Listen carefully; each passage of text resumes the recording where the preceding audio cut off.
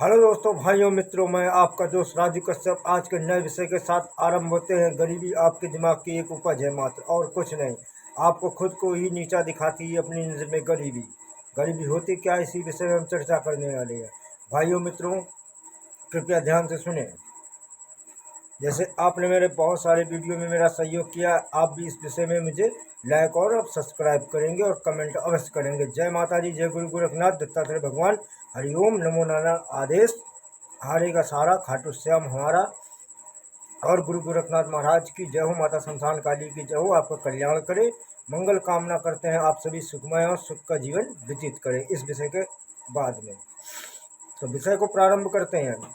जिस व्यक्ति, भाई बहन और मित्र को, सहयोगी को और टाटा, अंबानी, रतन जैसे आपने बहुत सारे व्यापारी देखे होंगे, बहुत अरब खरब व्यापारी देखे होंगे, उनके पास रुपया बहुत असंख्य है, लेकिन धन कहाँ तक काम आएगा सीमित है। हमें भी आपको बताएंगे। धन मानवता अनुसार बहुत उपयोगी है। ये धन के बिगड़ ना कपड़ा आएगा, ना खाना आएगा और ना मकान। जीवन के तीन उपयोगी चीज़ें, कपड़ा, रोटी और मकान। इसके अतिरिक्त और कुछ हो तो बताओ। बाकी सब इच्छाएं व्यर्थहीन है। जैसे कि इस संसार में दो ऐसी नश्वर चीज़ें हैं जिनकी कभी कोई कामना पूर्ण नहीं कर सकता है, स्वयं भगवान भी नहीं। दो इच्छा कौन कौन सी? एक बल की इच्छा, एक धन की इच्छा। आपको धन कितना भी अधिक मिले आपके लिए कम है। बल कितना ही अधिक अधिक हो, आपको लगेगा हम कमी कमी है बल। उसी प्रकार बल से जुड़ा है खाना, भोजन। भोजन करे आपको बल प्राप्त हुआ, और आप अधिक भोजन करे वो एक विनाश का कारण बन जाएगा। तो ज़्यादा भोजन भी विनाश का कारण बना आपका। तो आप समझने का कोशिश करें। तो धन धन को हमने समझा दिया। भाई, कपड़ा ढकने के लिए, तन ढकने के लिए कपड़ा मिल गया और खाने के लिए भोजन मिल गया, इससे समझिए। और बाकी सब इच्छाएं कभी ना खत्म होने वाली बीमारी।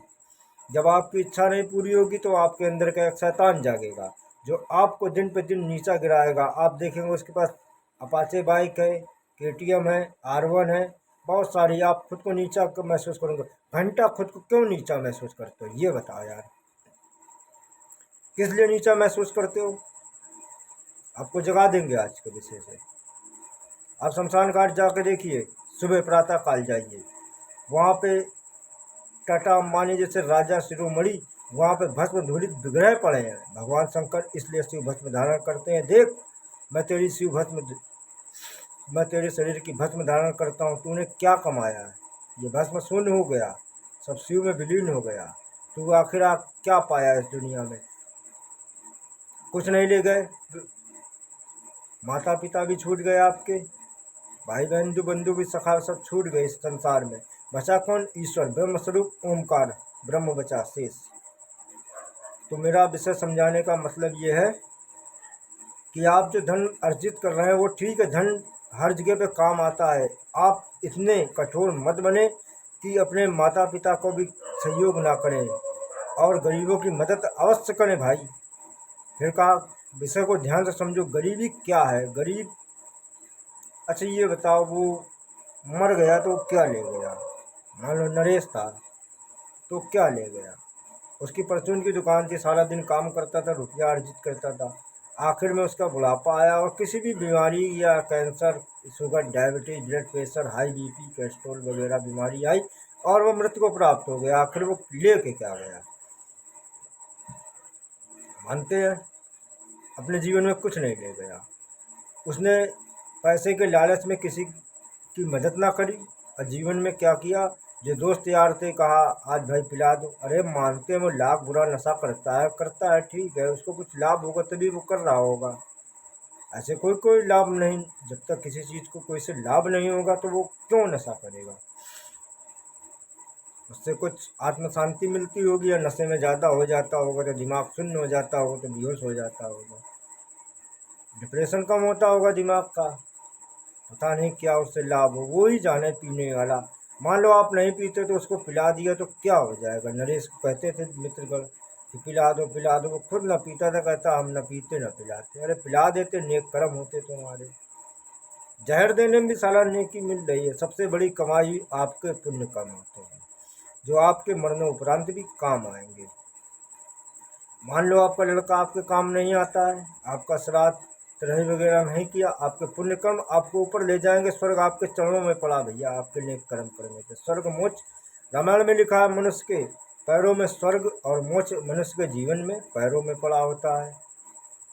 यहाँ से समझो असली धन क्या है। आप भगवत गीता का पाठ करते हैं, कथा सुनते हैं, उससे पुण्य कर्म हुए। आप ये भी ना करने में सामर्थ्य हो, किसी गरीब माता बहन की शादी में सहयोग करें, वो भी ना हो सके आप गरीब व्यक्तियों के पानी की व्यवस्था करें। गर्मी इस समय चल रही है, जो भाई बंधु प्यासे हैं उनको पानी पिलाने से मदद करें, ये पुण्य कर्म आपको होंगे। तो ईश्वर तो दिन रात जागता ना, वो सोता तो है नहीं। भगवान शंकर के कुछ मंदिर हैं जो रातों दिन खुले रहते हैं। आप फालतू में इतना रुपया व्यर्थ किया। सबसे बड़ा तीर्थ महाशमशान यात्रा, एक ब्राह्मण ऋषि के 100 में जाइए, 100 यात्रा में एक अश्वमेध यज्ञ के बराबर फल मिलता है, शिव पुराण में लिखा है। मनगढ़ंत बातें करने से हमें क्या लाभ होगा? आप सुनोगे भी नहीं, भाग जाओगे, गाली बकोगे अलग, ये लाभ होगा? तो मेरा समझाने का प्रयत्न ये था, भाई हम कौन होते हैं आपको समझाने वाले, बस वीडियो मात्र उद्देश्य बनाते हैं कि जन कल्याण हो, हमारा भी कल्याण हो, धन लाभ हो, तो गरीब लोगों की मदद कर सकें, और कुछ नहीं। तो मरने के बाद क्या पाया? कुछ नहीं। तुम्हारी राख थी, तुम्हारे जो लड़का होगा वो आया और अंतिम दाह संस्कार करके गंगा में प्रवाहित करके चला गया। उसके बाद आपसे आज का रिश्ता उसका खत्म हो गया। आपके पुण्य कर्म ईश्वर मरने के बाद भी आपकी आत्मा को सुन सकता है। और कुछ अघोरी साधु होते हैं जो मरे से हुए व्यक्तियों से बात कर सकते हैं, उनको इतना ज्ञान होता है, दिव्य बल प्राप्त होता है। जिताम्बरा का वरदान जिस व्यक्ति को मिला होगा उसकी तीसरी आँख खुल जाएगी, वो शैतान और भूत प्रेत अपनी आंखों से देख सकता है, देवता भी देख सकता है। उस वरदान के लिए बहुत बड़ा तप करना पड़ता है। तो ऐसा हम विषय लेके आए, आपको समझाया कि जीवन में रुपया बहुत अधिक था, और मान ले आप किसी गरीब व्यक्ति की मदद करते हैं, मानते हुए नशेड़ी, आप उसको रोड पार कराए, उसको घर पहुंचा दिया, ये भी एक पुण्य कर्म है। गौ सेवा करिए आपने, उससे भी आपको लाभ होगा। किसी भी व्यक्ति की मदद करो, ठीक है, बस ये ध्यान रखना कि आपका शोषण कोई व्यक्ति ना करने पाए। आप नौकरी भी वैसे ही करो जिससे आपको लाभ हो। ये मत कि ठेकेदार आपको देता 500 रुपये, काम लेता 2000 का, शोषण मत बनो। भले ठेकेदार पर काम करो, वहाँ पे हर आदमी का काम तो नहीं, जहाँ कम होंगे संख्या तो आपका काम भी नोटिस किया जाएगा, और जहाँ बड़ी फील्ड वर्क होगी आपका काम भी छुप जाएगा। दिमाग से काम चलो, ज़िंदगी एक संघर्ष है, तो संघर्ष के साथ दिमाग लगाना पड़ता है। कहाँ पे आपका दुरुपयोग नहीं हो रहा, आपकी शक्ति का, आपका दिमाग का, इस तरह से। तो कुल मिला के भी बात पूरी ना हुई है, अधूरी रह गई है, उसको समझा रहे हैं। तो मेरा कहने का मतलब ये है कि आप इस समय में अपने आप को संयम रखें, और संयम किस प्रकार से रखा जाता है? ध्यान योग के माध्यम से ओम नमः शिवाय मंत्र का जाप करें, रुद्राक्ष की माला पे आपका ध्यान संयम हो जाएगा और आपका काम आगे बढ़ने लगेगा। तो इस प्रकार से, और ये पूरी दुनिया नश्वर है। हाँ, जिस भाई को यश वैभव कमाना हो तो भगवान नारायण की पूजा किया करें। ओम भगवते वासुदेवाय रुद्राय नमः, इस मंत्र का जाप करें, क्योंकि इस पूरी दुनिया के सबसे खुशहाल और मंगलकारी देवता भगवान विष्णु माने गए हैं। भगवान शंकर रुद्र देवता प्रलयकारी माने गए। ब्रह्मा धरती की लेखा जोखा किया है, वो एक बार धरती बना दिया, जैसे एक प्रोजेक्ट बिल्डिंग बना दी गई, उसके बाद वो कंस्ट्रक्शन जब तक डिस्ट्रॉय नहीं होगा, नया काम नहीं मिलेगा। ब्रह्मा समझ लोगों वो छुट्टी पे हैं, उनका कोई काम नहीं है। और भगवान विष्णु का क्या काम है कि आपको मैनेजर ऑफ डायरेक्टर बना दिया गया, आप इस दुनिया को संचालित करें। कौन देवता किस समय पे क्या प्रवाहित होगा, जन्म लेगा, ये सब काम भगवान विष्णु के अंडर में आते हैं। तो हमने बता दिया, जिसको यश वैभव कमाना हो तो भगवान विष्णु का मंत्र जाप करें, और तंत्र से पीड़ित तो भगवान नरसिंह का मंत्र जाप करें। मोबाइल पे गूगल पे प्राप्त कर सकते हैं। और इन सबसे परे ऊपर एक शक्ति है जिसको महाकाली कहते हैं, वो देवी के ऊपर अपार श्रद्धा भावना होती है। देवी दीपावली की रात में जागृत होती है।